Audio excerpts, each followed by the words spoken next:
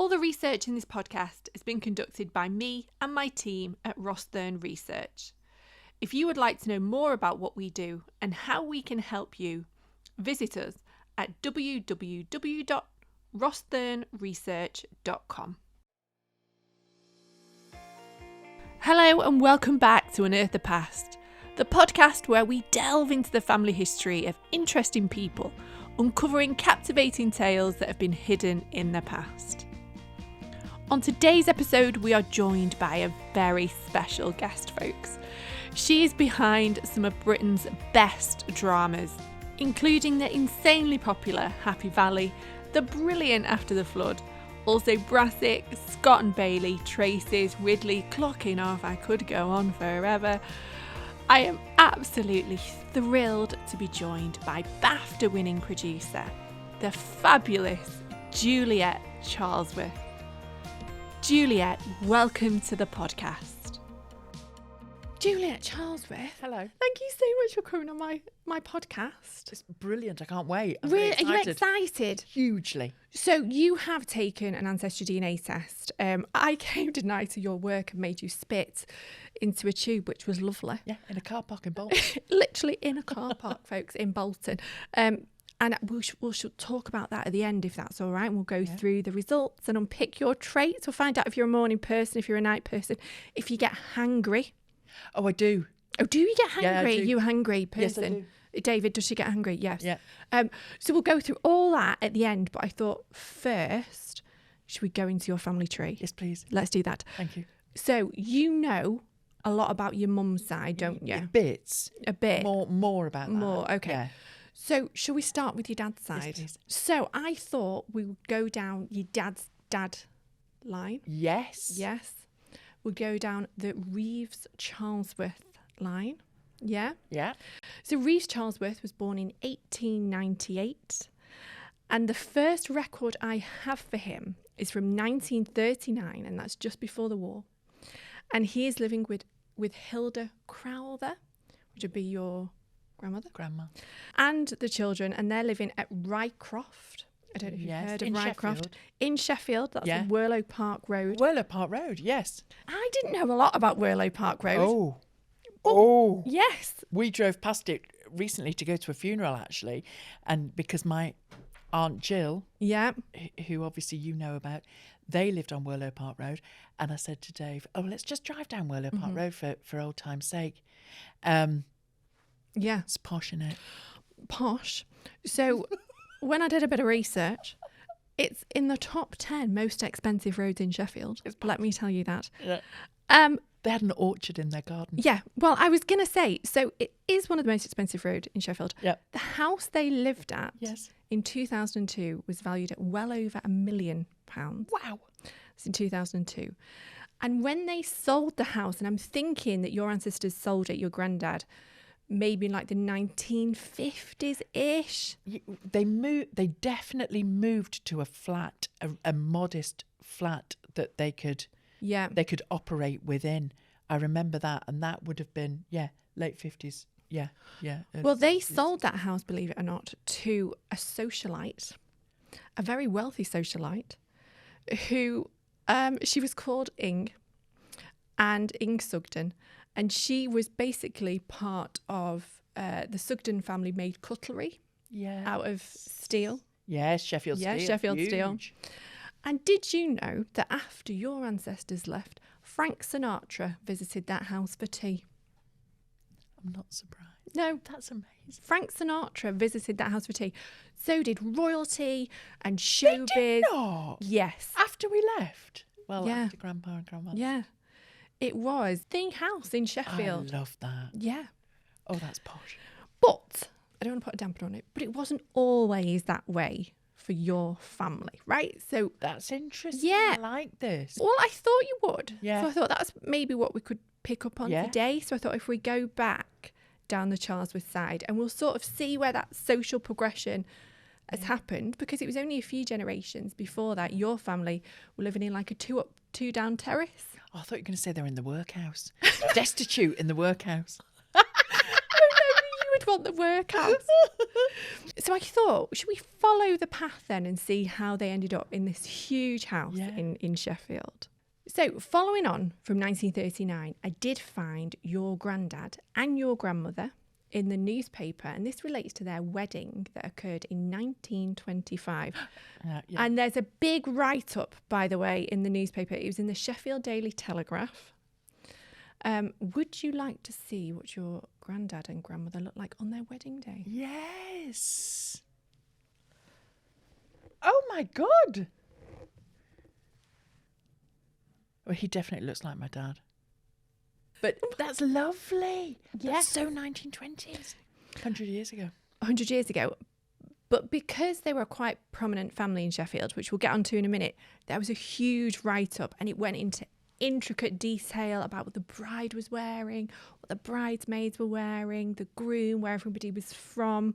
It was a huge write-up. Now, I've managed to go back a bit further. I found them on the 1921 census. And on the 1921 census, he is living in the house with his mum and dad. His dad is also called Reeves. This is Grandpa's mum and dad? Yeah, which would be your great-grandparents. And he is managing the company at this point. And the company that he is managing is Reeves Charlesworth Limited, builders. They're builders. Yeah. Builders. Juliet, your family do not do things by halves. No way. They do not, let me tell you that. They were not just any old builders. They built most of Sheffield. Did you know that? I know what my dad's built around the world. Right, okay. So it sort of doesn't surprise me. There was, as you go into Sheffield, there's a massive wall of flats. Yeah. Somewhere, and I built them. So I don't know how much they ever built. Put it this way, they were arguably the most successful building firm in Sheffield. Reeves Charlesworth? Reeves Charlesworth. Wow. Yeah. Where did it all go wrong? I don't think it did because, you know, if you think about it, like, you are remarkably successful in your career. So obviously you've all got that drive. You know, you work hard, you graft, and you do well. Yeah. Yeah. But why isn't Reeves Charlesworth still trading? Yeah. Now? Yeah. I don't know. I don't know. So both your granddad and your great granddad are obviously involved in the building trade. But as I've mentioned, they're not just any old builders. They are remarkably successful. So for example, in 1937, they built the largest bachelor's peas factory in the country that cost over £100,000. The new factory was able to churn out 1.5 million tins of peas and 1 million packets of peas in 1 week. Reeves Charlesworth Limited was founded in 1895 by Juliet's 24-year-old great-grandfather. He had a reputation for integrity and straight dealing. The company constructed a range of buildings, from cinemas to factories to social housing and even churches. Reeves Charlesworth also played a role in the construction of the world's first garden city at Letchworth, developing houses on the site. By 1937, they had built well over 2,000 houses for Sheffield Corporation. Their social houses were well built, some even had a garden, and in 1934 the houses on the Woodlands estate had a plug for a wireless and a separate plug for ironing. I have got some images of some of the buildings they've created. Oh my God. You would like to see them? Yeah. So this is an example of one of their homes that they built. Oh, that's lovely. Isn't that really nice? Yeah. That's just like normal suburbia. Beautiful. Yeah. So that's one of them. And then I can show you another example of one of his homes, which, by the way, the home that I showed you before is still there. That's just absolutely dead normal. Yeah. But at the time... And that was in the 30s. But don't forget, this is rebuilding, isn't it? This is it. So you're getting rid of all the slum clearances. Yeah. You've got all your back-to-back houses that have gone up in the 19th century. And the council are paying commissions. And one of the commissions they got was for £80,000 back then to build these houses. It's huge. Yeah. I've got some more for you that I can show you. Oh my God. Oh, that's beautiful. And they are advertising all the time, honestly, all the time in the paper. They built that pub. They built the pub. Yeah, they built the pub. They're not backwards in coming forwards, are they? No, not at all. Love it. When my grandpa died, Grandma and Grandpa died, Dad went down to clear out. You know, I think all of the children must have gone down and helped tidy up the flat that they were in. I remember him coming back. We were living down in Cornwall at the time. I remember him arriving back with a box, and within this box was a tin of Bachelor's mushy peas, the like of which we had never eaten before. Really? Never. We'd never had tin peas. Did we eat it, or did Dad say, no, no, you had to soak them. Right, yeah. You had to sit and soak them overnight or something. And I remember Dad being overjoyed because, you know, he absolutely loved them. Obviously, Mum wouldn't have them in the house. Peas till their dying day. Still eating Bachelor's peas. As I've mentioned, they're builders. They're very, very successful builders. Your great-granddad has got a reputation for being very fair with his workers. He made sure that working conditions were really good for them. Before he became a builder, he stated, I read a newspaper article where from the age of 10, he was working sort of part-time, doing a bit of building. From the age of 10? From the age of 10.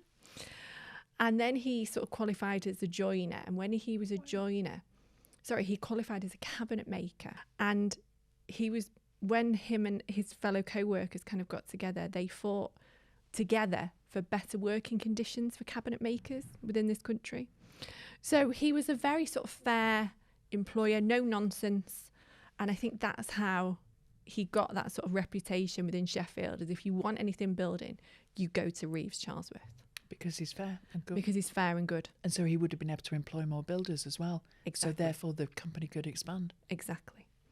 I also found, by the way, your granddad and your great-granddad in this record. I'm going to see if you can figure out what this is. Oh, it'll be Masonic. Yeah, Freemasons. Yeah. So they were all in the Freemasons. Of course they were. Because that's how you did business. Of course it was. Networking. Charlesworth. Yep. October 24, Reeves. Yep. Love it. Oh, hold on. Charlesworth. Reeves. Builder. Wee. Nothing felt... No, Benjamin Dodworth. Don't know him. Oh, how marvellous. Yeah. So they were all in the Freemasons. But your great-grandfather didn't just stop at building. He also cared about the people in the community. And I've spoke about that he cared about his workforce, but he really cared about the people in his community. And he wanted to make a difference.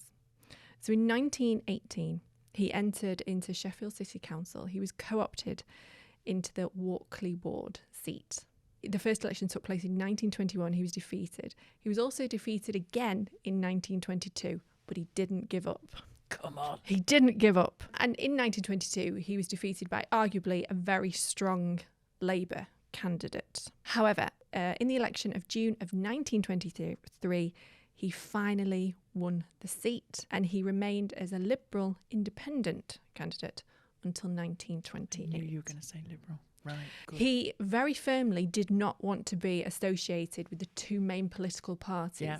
So he stood as an independent member, Liberal member in the City Council. He was also chair of the, I'm hoping I'm pronouncing this correctly, the Walkley Hospital Committee. His wife was a keen supporter of the Walkley Women's Liberal League, and she organised various dances and tea parties and you name it. He was president of the Sheffield Master Builders Association. Oh, that's good. And later, that then included the whole of Yorkshire. Good Lord. In 1923, he was appointed the first ever president of the Yorkshire Educational Association for the building industry. And this was to give boys proper training in all things to do with building. He was a keen trade unionist.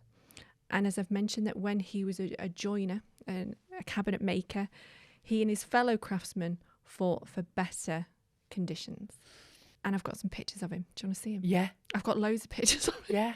Because he was such a well-respected man. He was a leader, not a follower, wasn't he? Wow. This is great. Yeah. He's obviously very switched on. So he starts putting advertisements in the local paper. So, in case you wanted to vote for him. Voted solid for Reeves Charlesworth. Gosh, that's fantastic.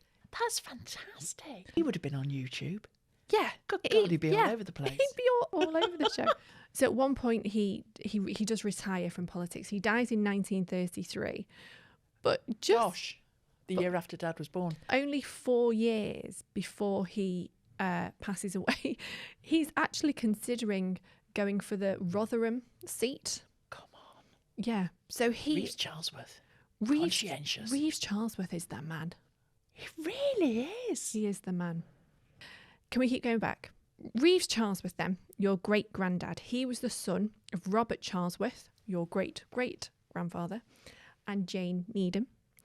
Robert was born in 1845 in Grantham, Lincolnshire, and he was a cabinet maker. Which is where the joinery comes from. Exactly. Yeah. Yeah.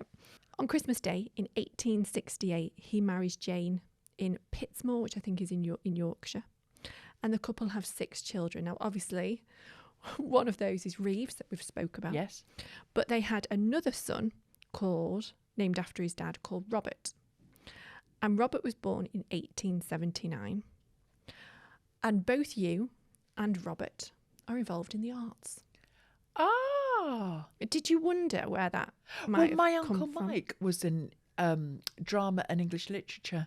Really? He was a tutor at Repton College in Derbyshire. Right. So he did drama and produced and directed multiple plays all around the world.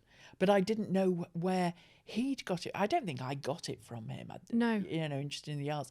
But I wondered why him, amongst all the builders, of which everybody else appears to be, why did he become artistic? When you see cabinet maker or joiner in a family tree, it can mean set designer, right? So, which would explain why Robert Charlesworth, the son, who I'm about to talk about now, Reeves' brother, went into the arts. So he is a world-renowned bass vocalist. You're kidding? No. He toured the United States, Canada, Australia, New Zealand, South Africa and Germany. Literally, I've got so many articles in the newspaper. What year would this be? So this would be the start of the 20th century. Gosh. Do you want to see what he looks like? Yeah. Did he ever marry? He did marry. Okay. Yeah, he did marry. Oh, gosh. What a matinee idol. Wow. That's beautiful. Isn't it? Yeah. Yeah, it's just a fabulous picture, isn't it? It's like his spotlight picture. Yeah. There's another part of the tree that I want to talk about. Yes. Okay, so we've basically just gone down the Charlesworth side. Yeah. So we've gone from Reeves, Yeah.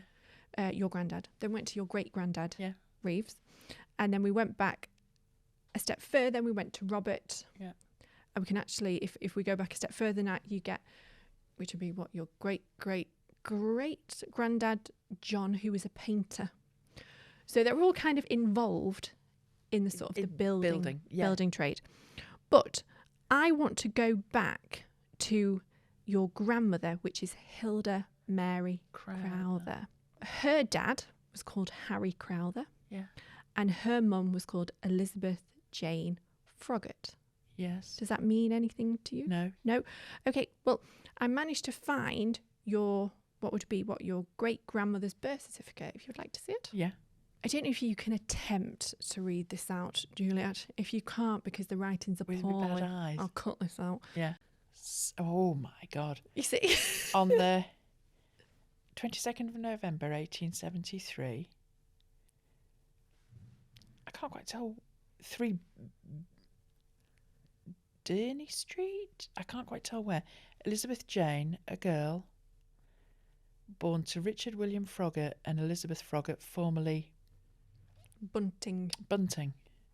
He's an engine fitter.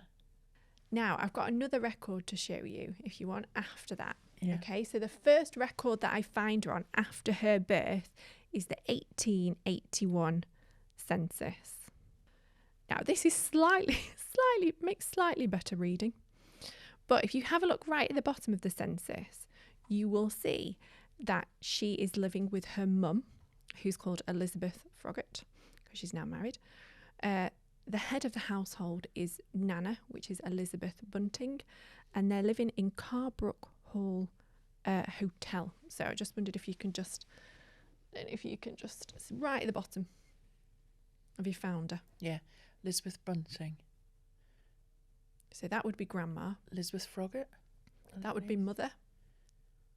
Oh my goodness! Isn't the writing the terrible? writing's terrible. Yeah. Looks like horse bunting, but it can't be. So we've got Elizabeth Bunting, which is grandma. Yeah. We've got Elizabeth Froggatt, daughter, and then 52, grandma. Yeah. Yeah. Daughter, 29. And if you look here, it says widow. Ditto. Ah. Yeah, so we've got W for widow. Yeah. And then ditto for the 29-year-old. Yeah. For the second Elizabeth. Elizabeth Froggatt, who's your great grandmother, her dad has died by 1881. So we know that he was alive in 1873 when she's born, but we know that by the 1881 census, he's passed away. I found this. A fatal quarrel. On Friday night, Richard William Froggatt, an engineer aged 29, residing at Brightside near Sheffield, died at 29. Died from the results of a stab inflicted during a wrestling tussle or fight with a man named Thomas White in the kitchen of the Carbrook Hotel, which is where his wife's mum owns. On the night of 18th of January, the occurrence was apparently accidental. Hang him. Hanging's too good for him. So this goes to court. Yes.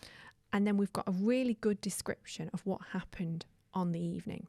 Newspaper reports stated that on the 18th of January 1875, shortly before 11 o'clock in the evening, Richard, Juliet's great-great-grandfather, walked into the kitchen of the Carbrook Hall Hotel, having just finished helping his mother-in-law, Elizabeth Bunting.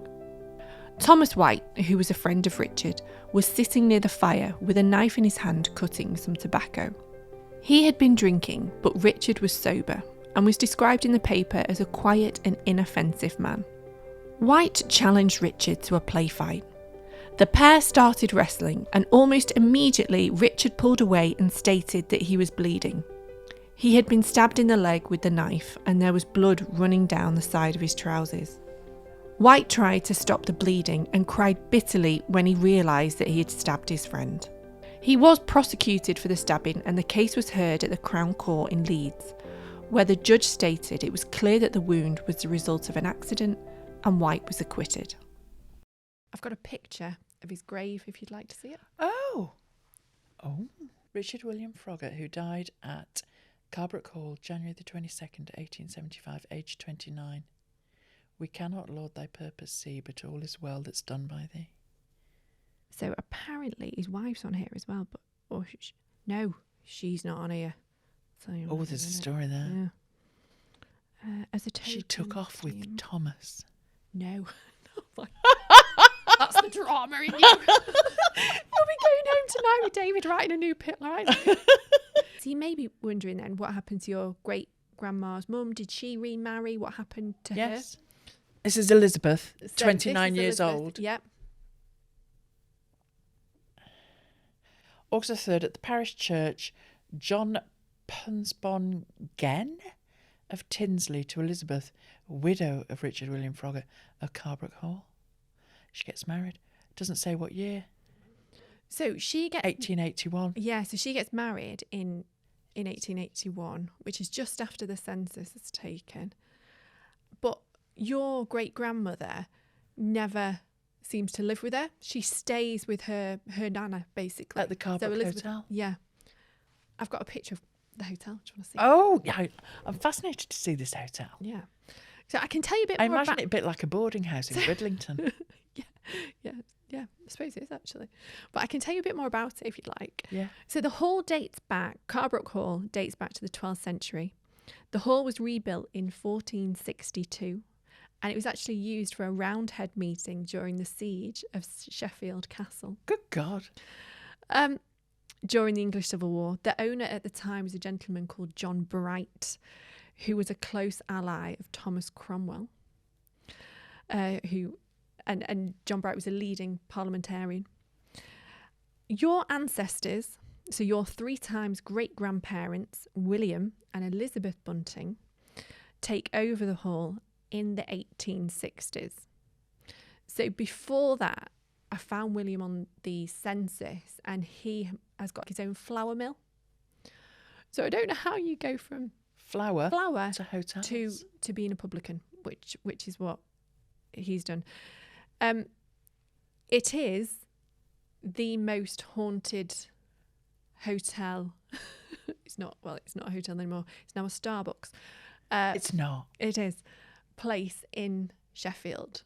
Some of the things that the Starbucks staff have seen and witnessed. Probably your great-great-granddad.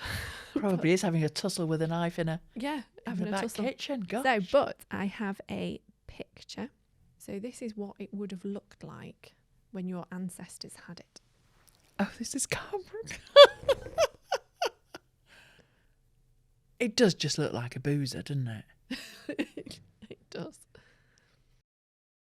Sorry to interrupt the podcast for the next 60 seconds, but as many of you know, I am a proud supporter of the Power of One, an amazing organisation that supports women across the globe who have dedicated their lives to animal rescue. This week, I would like to share the story of Strays Without Borders, founded by Snezana and Milka. Based in North Macedonia, the non-for-profit organisation is dedicated to rescuing and rehabilitating street dogs. In a country that is struggling with institutional challenges and poverty, they face immense obstacles. The organisation is desperate to raise £10,000 for a spray neuter campaign targeting 150 dogs. Your donation, no matter the size, can really make a difference. Now, I know times are tough, so if you can't donate, as I say every week, please just spread the word about this remarkable organisation and the work they are doing. Details about the organisation and the campaign can be found in the podcast description. Thank you so much for listening. Now back to Juliet's family tree. I'm just trying to think about your career. Have you always, like from a young age, did you know that that was always a field you were going to go in, Juliet? Did you know? I sort of did. Sort of did. I remember watching the telly from very, very young, and it was the Blue Peter presenters and going, I'm going to do that. Really? Yeah. But then I also wanted to be a nurse at one point. The television was, I was mesmerised by what it was and storytelling and I used to play with my dolls and me and my little sister play with the dolls and make up stories. We were constantly making up stories. And then I wanted to go to drama school. I wanted to go to RADA from about the age of 10 or 12. I couldn't be a ballerina. Did you try it? I'm too tall to be a ballerina. Really? Yes. That was my problem. Yeah. So sad. But then, I did always want to go to RADA. I always wanted to be an actress. I thought it was an actress route that I was going to take. So as soon as I went to, not my first secondary school, but we went to boarding school when we moved to Hong Kong, I started with speech and drama and diction from the day that I arrived there and did all of those speech and drama exams and stayed within then that drama world. So I suppose really from the age of 12, I was on that path myself, knowing that was the thing that interested me the most, and that was the thing that energized me, I suppose, more than I've never been academic. I'm not an academic kid. I'm not. I don't do maths and I don't do, all of that stuff. I can't. I'm a bit more creative, flighty. I don't know, but I don't have that sort of that Yeah. I can't sit down with maths, physics, chemistry. No. It's like double Dutch to me. But you must be very good at organisation. Bossy. Well, Some would say bossy. I'm looking at David. David's nodding. David's nodding. I am bossy. I've always been bossy. My mum will tell you from the day that I was born that I was organising everybody in the house. So I am one of life's great organisers. But I think that then settles me, because if I know that all of those things are organised, then a lot of stuff can wax and wane and surprise us because the foundation of organisation is there. I can't have everything floating about. I need a real structure, and then everything can surprise you within that structure, which is what certainly in my career everything surprises us every minute of every day. There's nothing you can take for granted, only that everybody hopefully is going to turn up at 8 a.m. But even that sometimes, No. How you deal with that then? How you deal with those surprises? Yeah. I love those surprises. Do you? I do love those surprises. Yeah. I do, because I sort of feel that if I have done my work and my best work, and the team, all of us together have done our best work in, finding the greatest story, making sure we're telling the story correctly, find the greatest cast, find the greatest locations, find the greatest team to bring it all to life. If we have that structure, what we're going to shoot today, it comes all down to that, doesn't it? Where do we need to be today? What are we going to shoot today? What's our goals of the day? If we have done all of that work as brilliant people, which is what we are, then it snowed, shouldn't have done that. That person's sick, that's a bit of a worry, might have to, drop that scene and pull that scene in. Oh, you can't come in at all, right, we're going to have to rewrite this. So there are constantly bombs throughout the day, and that's what brings a new energy to it, because if you are too prepared and over-prepared and over-scheduled and too rigid, then there isn't any room for energy, and so you need to bring some energy into the room. I'm just thinking about your family tree and those sort of everything you've described me there. Do you think that comes then from the Charlesworth side? The fact that Reeves Charlesworth, your great-great-granddad, set up this business in 1895. The fact that he was able to manage a group of men, which he would have been in them days, and he was seen as, personable, fair, treated everybody well, which are the characteristics that I see in you, because in order to have that great team, for that great team to work, they have to almost be guided by somebody that they respect, that they trust, that is fair and likable, which is you, right? So do you think you might have got some of those characteristics from your... Definitely got it from my dad. Yeah. And he must have, maybe he got it from his, because I remember, so we moved to Hong Kong when I was 11 years old. We'd been living in Todmorden, and Dad had been in the office in Manchester at Salford Quays, weirdly, which is now where I do work sometimes. So we moved to Hong Kong, and Dad didn't single-handedly, obviously, but the new Hong Kong Shanghai Bank, it was new, I know, this I'm talking about 40 years ago, it was brand new, this beautiful huge building on the front of Hong Kong Harbour. And back then, and probably still now, the Chinese builders, the contractors, it was always bamboo. All of the scaffolding would have been all bamboo and tied together with rope, right? And they would just incredibly, it was the most unbelievable thing, but they would climb up it without the use of ladders. And how many people, Chinese contractor builders, Hong Kong Chinese, fell from this scaffolding while they were building? There was a number, but I can't remember that number now.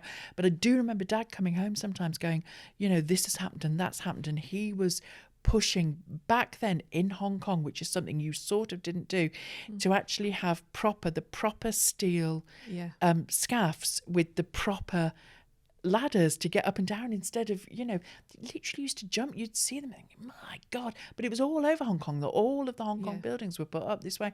So I do remember him pushing for that then. I remember him pushing for health and safety. I remember the conversations about people having died on the building plots. And I remember when they carried the very auspicious, these beautiful lions that I think that sat outside either side of this massive building. Beautiful, beautiful big things, emblems of the Hong Kong Shanghai Bank, which they walked over in a procession on the day that the bank opened, this enormous procession. And you had to go and touch, polish his paws, the lion's paws as he sat on the front then. But that was all about, it was very auspicious, and it was about belief, and it was about it was about making that building safe and making his workforce safe. And I think a lot, I remember those conversations very well, and I remember listening to those conversations, and Dad being quite passionate about the fact that people don't go to work to die, that people should be looked after much better in the workplace. And I never knew I did know my grandpa, Dad's dad, but I never knew him well enough to listen into those conversations of his. But I think about, my dad is a very fair man. He's a gentleman. He looks a bit like Terry Scott, and he's got a lovely sense of humour, and very warm and brilliant. So I think in terms of the person that I am, I believe it would be more generated through my dad. Yeah.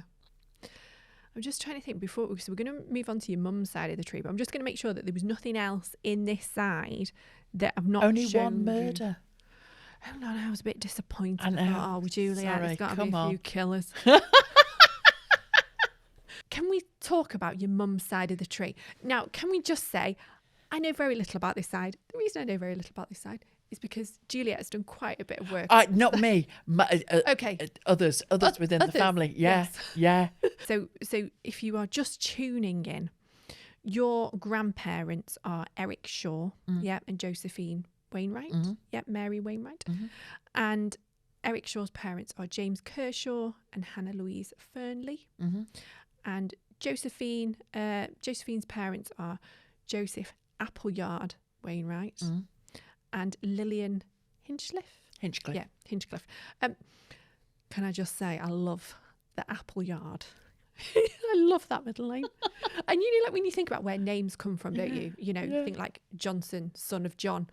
Literally, somebody's just gone Appleyard. Yeah. That'll stay. Yeah. Yeah. Love it. So do you want to tell me then a bit about that side of the family? All I don't think I know as much as you're hoping that I do. Okay. So the Wainwrights, I know that the Wainwrights went to America. Yeah. I know that they originally were manufacturing rope and hessian, I think, and then moved to America on a wagon train. It took them weeks and weeks and like 7 weeks to get somewhere. Yeah, and in one of the letters back, there's a little bit of woe is me, and we're not settling quite as well as we should have done. But don't tell anybody. Tear this bit off if you show this letter to anybody. You know, it was all about show, wasn't it? But then they started Wainwright's Brewing, and it was the first skyscraper in America is the Wainwright Building in St. Louis, which is still there and architecturally is listed and is now owned or occupied by the St. Louis Council. And it's the most magnificent building. So they obviously did, in the end, do very well. But I don't think it was that easy. But there were so one family went over, and then the other members, sisters and brother-in-laws and all sorts, went and joined in. But that was the Wainwrights over there. I think it's connected to the Wainwright brewers over here. Right, okay. Who were sort of Preston Clitheroe way, aren't they? Yeah. I would imagine that sort of has always made sense in my mind, that we must be the brewers.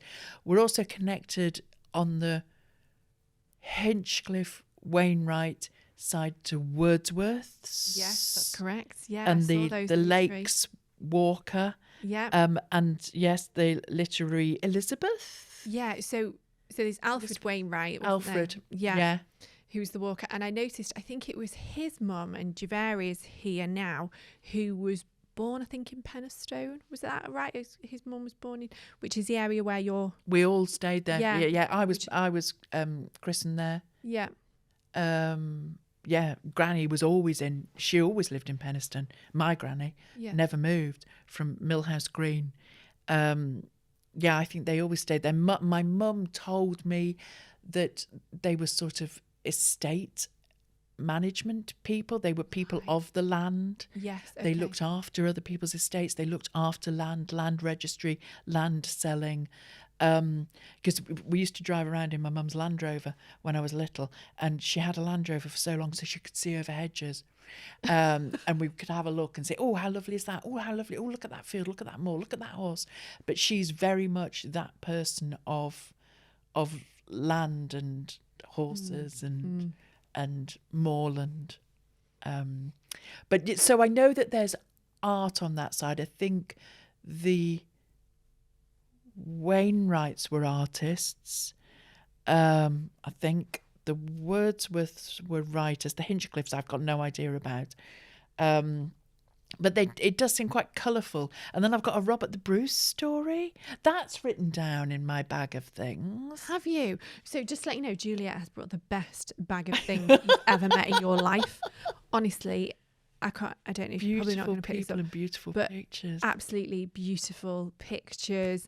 Just a full treasure trove. We just don't know who any of them are. Of memories. We just want to know who they are. What we could do, though, I could look and try and date some, and then it might narrow it down a bit. That would be amazing. Yeah. But the Robert the Bruce thing, I think, is from the Kirkpatricks on the shore side. Okay. Was that an illegitimate child was bought by this hand servant, by this maid who was a Kirkpatrick, and they were brought back to wherever up in Scotland, because they were Scottish, weren't they, the Kirkpatricks? Yeah. Wrapped in some tartan of Robert the Bruce. And this baby obviously survived, but it was supposed to be the illegitimate son from one of the housekeepers. It was supposed to be Robert the Bruce's son. And this tartan was supposed to have lasted. And my Auntie Josephine, who passed away not so long ago last year, she kept the tartan and then ended up putting it on, I don't know, polishing one of the horses with it. That's literally what she says. I think I used it for the horse. Wow. Okay, that's the best story I've ever heard. It's ridiculous. Now, the Shores, is that the side where you have got the station master? Yes, Eric Shaw. So my granddad was the station master. Yeah, for years, and very well respected station master. Yeah. So I found a lot of newspaper articles about his time as a station master. I've got lovely pictures. And when Kings and Queens came and opened various stations, yeah. Yeah. Oh. And my granny, I have to say, when you do look at this tree, and I've got pictures, my granny, she lost him very, very young. It was the week before I was born when my granny lost my granddad, Eric. And I never remember seeing my granny laugh. She did used to titter, but not laugh. That side of the family aren't enormously funny people, but she never really laughed. There's a picture somewhere of the two of them together, grandpa and grandma together, and she's really laughing. And it just struck me that that's an image that I've never seen. So the first time she left the house after grandpa died was to come and see me as a baby. So I was a little bit sort of the chosen one because I think that was a little so close. And I always made, because I lived up here, I made a huge effort to go and see Granny a lot. She was lovely. Granny was lovely, really posh. Twin set and pearls all the time, and a hostess trolley in a semi-detached in Penistone. Love it. I know. So some of it doesn't make sense. That will be like me. Yeah. I think she really thought she was something very, very special. They probably were. You said they were. Yeah. But she definitely had airs and graces. Definitely. We're no average Joes. You are no. Oh, no. I'm very conscious because we've been chatting forever. Yeah. and that people's parking probably going to run out and nobody wants a ticket, that I should wrap this up. Yeah. But before we do that, yeah, I'm going to do two things. The first one is a question that I ask everybody, and that is, if you could have anybody at all from your family tree for dinner tonight, who would it be and why, and what would you cook them? it would be the Joseph Wainwright who went to America. Ah, yes. The very first one who went there, because that was such a massive, huge trip. Mm-hmm. Okay. I would cook him. I'd cook him fish and chips because he needs something northern and something homely to come back to, and he probably hasn't eaten that well because he's been on his wagon train for so long. We would literally talk about Penistone versus Philadelphia. Why did you do it? Such a huge trip to do. Do you ever wish you didn't do it? He did come back, and he would come back for like a year at a time. It wasn't on coming back for the weekend. They would come back for like a year at a time. One time he went back and he met his 7.5-month-old child. So he would come back for long periods. Now, was that because he missed it so much? Was he bragging? Was he getting more business together? I don't know. But he's the one. I think for a lot of us, he's the one who really jumps out as, gosh, that was a big thing to do, wasn't it? That was a huge leap. I think especially when, like you said, so many of your ancestors from Penistone didn't move, did they? No, they stayed everybody there. stayed. But he just had something about him, didn't he, where he said, right, okay, I can maybe provide a better life for my family, or whatever it was that made him take that trip. And then over the years, he must have turned up there with not much money. He really must have. Yeah. And then over the years, doing this and doing, I'm buying this plot of land. I'm doing this business. I've met that person to do business with. Will you send me that money? So over the years, he made something utterly remarkable in terms of leaving your mark on this world. So I think he is interesting, but I also think he is the one who has left us with the most written history, the most recorded history. I'm sure, these very precious people, I'm sure they all did the most incredible things, but he was the one who left us the letters, left us the building, left us the Wainwright name. So he is certainly the one that you're always going to go, tell me more. Well, I hope that, and also every time you open a tin of bachelor's peas, I'll think about the building. I think about Reeves. Should we just have a quick look at your traits, and then we should wrap it up? Yes. So you took an ancestry DNA test, which told us three things. It gave us your ethnicity estimate, which we can do now. Which we all know is Yorkshire. Your ethnicity estimate. It also gave us something called traits, right? Which is basically, obviously, a lot of where you get your traits from is environment, but also some can be found in your DNA. So I am going to pick earlobes. So it's suggesting that you are more likely to have attached earlobes than non-attached earlobes. And we think that's true. Yeah? Consensus. We think that's true. We'll go for that one. Now, there is something called earwax type. I'm not going to go down that road. How would I ever know? Gosh. Exactly. Hangriness. Yes. Okay. So now this is saying your DNA is suggesting you don't get hangry. But David's looking shocked. So I'm thinking you do. I do. Now, I'm not convinced of this one, because this is suggesting you're just over halfway more towards introvert than extrovert. I think I am. Do you? Yes, this is a really weird I was going to factor. say, because I thought, because you're in the arts, that you'd be quite... No. No. She's really sociably unsociable. Yes. Really? Yes. It's a good job we're mates. Yes. I think we met over dogs, didn't we, years ago? Yeah, mad dog people. So for the halfway mark, this is basically suggesting that you are more likely an introvert than an extrovert, which we think is pretty true. Yeah. I'll go for picky eater. Let's see what it's saying about that. I'm going to ask David. David, is Juliet a picky eater? The pickiest eater I won't have anything you put in front of me. Really? Yeah. Right. And then even like in restaurants, I'll go, okay, here's the difficult one. Could I please have? Yeah. Okay. So when I I'm went terrible. on set and met you, there was banana bread going round. Oh, yeah. Did you eat No, that? that was, yeah, Andy had Was it made banana that. bread? Yeah, it Was was. it? Yeah. Yeah. Yeah. Yeah, I did eat that. So we ate Andy's banana Yeah, bread. oh, I'll eat that cake. Yeah. Yeah, I'd eat cake. Hello. Yeah. Got a very sweet tooth.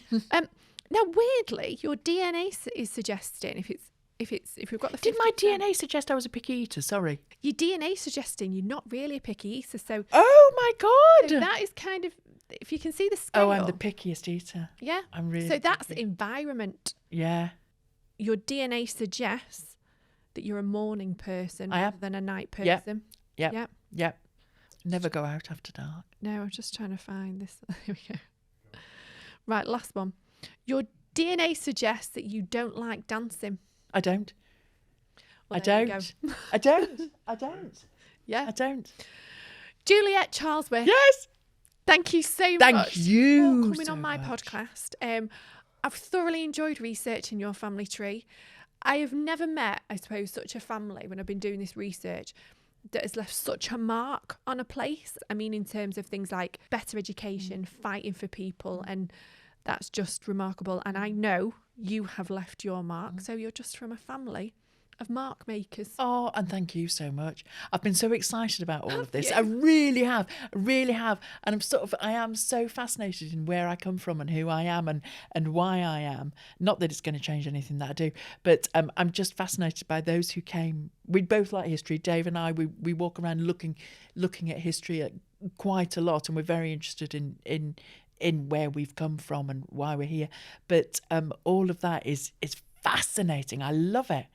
I love from the tussle in the kitchen all the way to the £1 million house. No, it's great. Yeah, It's that great. Frank Thank you. Sinatra popped in. Frank Sinatra. But after we'd moved out. After he obviously thought, wait Wait till that till lot's they've gone. Thank you so much. Thank you.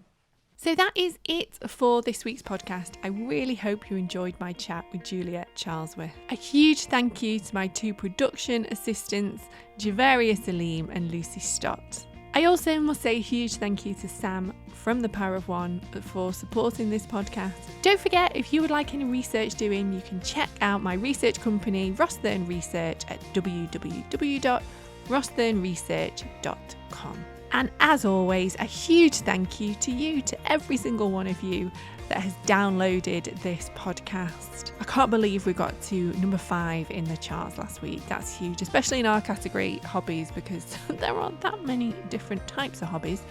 As you can imagine, it's a very competitive category. So thank you so much for listening and for suggesting guests as well. That's always really useful. If you have a guest that you would like us to research and have a chat to, then please get in touch. You can do so via my website, which is www.michaelahume.com, or on social media at Dr. Michaela Hume. Have a great week researching, folks, and I shall see you very soon.